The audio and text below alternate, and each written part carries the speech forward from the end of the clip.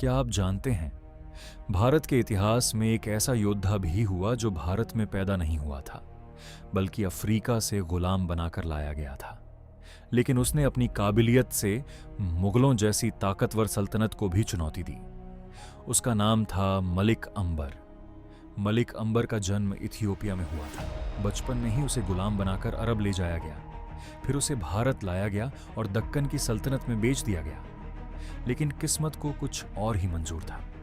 अपनी बुद्धिमत्ता, रणनीति और नेतृत्व क्षमता के कारण मलिक अंबर धीरे धीरे अहमदनगर सल्तनत में एक बड़े पद पर पहुंच गया और फिर वह बन गया अहमदनगर का वास्तविक शासक और सेनापति। उस समय मुगलों का सपना था पूरे दक्कन पर कब्जा करना और उसके सेनापति बार बार दक्कन पर हमला कर रहे थे।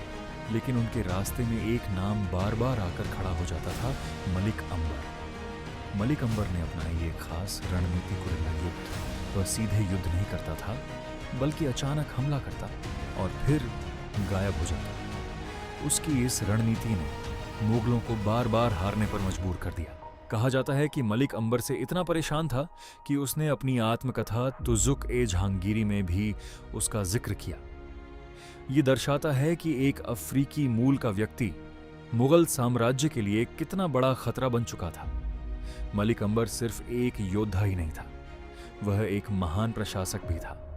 उसने दक्कन में नहरों, शहरों और प्रशासनिक सुधारों की नींव रखी और औरंगाबाद शहर के विकास में भी उसकी बड़ी भूमिका रही।